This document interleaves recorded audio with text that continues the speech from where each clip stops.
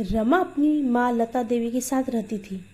बचपन से ही रमा बहुत सुंदर थी। वही दूसरी ओर निर्मला का रंग थोड़ा सांवला था। इसी तरह समय बीत रहा था और रमा और निर्मला अब बड़े हो गए।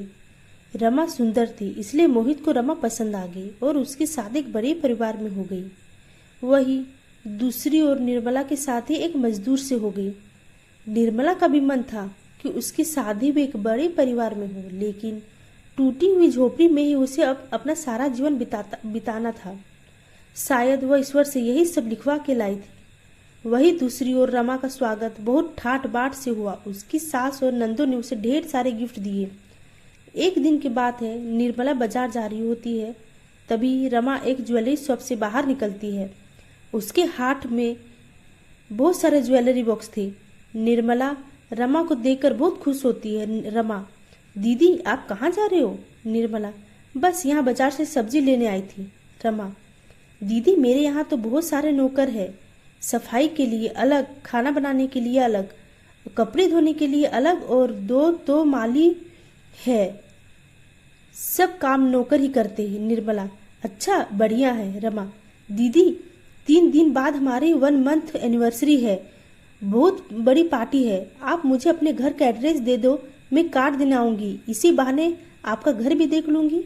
निर्मला रमा को अपने घर का पता देती है। 2 दिन बाद रमा स्टाइलिश कपड़े पहने गोगल लगाए, लंबी हील पहने निर्मला के घर पहुंचती है। निर्मला, अरे बहन तू तो बिल्कुल पहचान में नहीं आ रही। वह निर्मला को अंदर बिठाती है।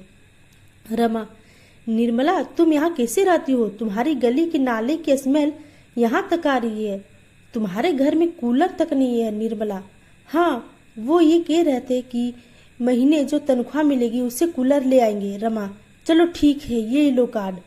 रमा निर्मला को कार्ड, मिठाई और कुछ गिफ्ट देती है। निर्मला, रमा तू 2 मिनट रुक, मैं अभी आती हूँ। थोड़ी देर बाद निर्मला रमा के लिए पानी और एक प्लेट में थोड़ा सा गुड़ लेकर आती है। रमा, क्या हुआ दीदी, आपको इतना पसीना क्यों आ रहा है? निर्मला, तेरे लिए गली के सरकारी नल से पानी लेने गई थी, इसलिए गर्मी के कारण थोड़ा पसीना आ रहा है, तू ये लो पानी पी। रमा, आपका दिमाग तो खराब नहीं है, मैं ये गली का सरकारी पानी पीऊंगी? मैं मिनरल वाटर पीती हूँ, यह सड़क का पानी आप ही पियो। यह कहकर रमा उठकर चली जाती है। निर्मला को यह बात बहुत बुरी लगती है, उसकी आंखों में आंसू आ जाते हैं। सब कुछ भूलकर 3 दिन बाद निर्मला रमा के घर जाती है।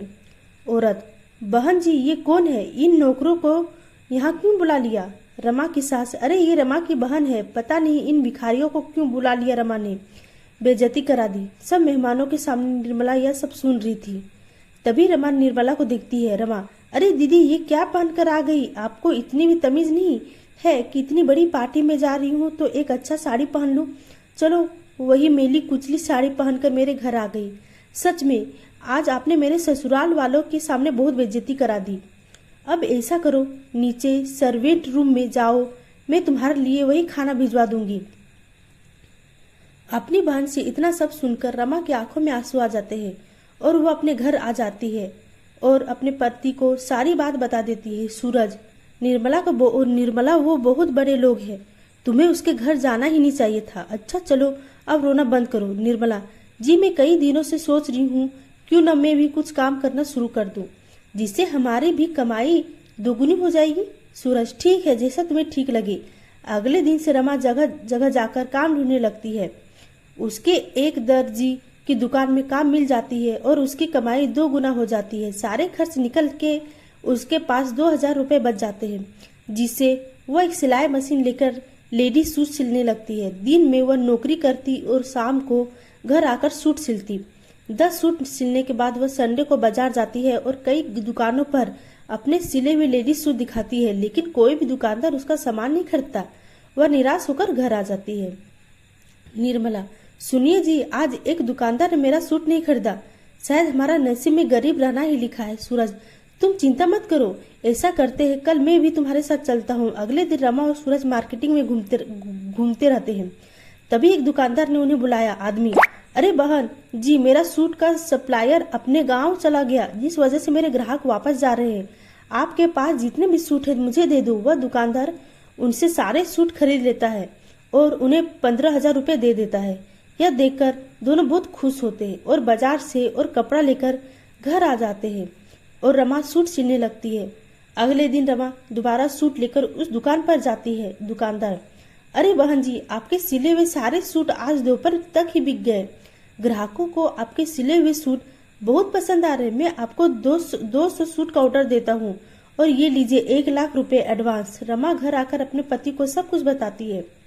अगले दिन रमा और मशीन लेकर आ जाती है और गली की कुछ औरतों को काम पर रख लेती है और अपना ऑर्डर पूरा करती है। जैसे वो मार्केट में पहुंचती है, उसके पास दुकानदारों की भीड़ लग जाती है। आदमी, बहन जी, हमें भी अपने सूट सिलवाने हैं।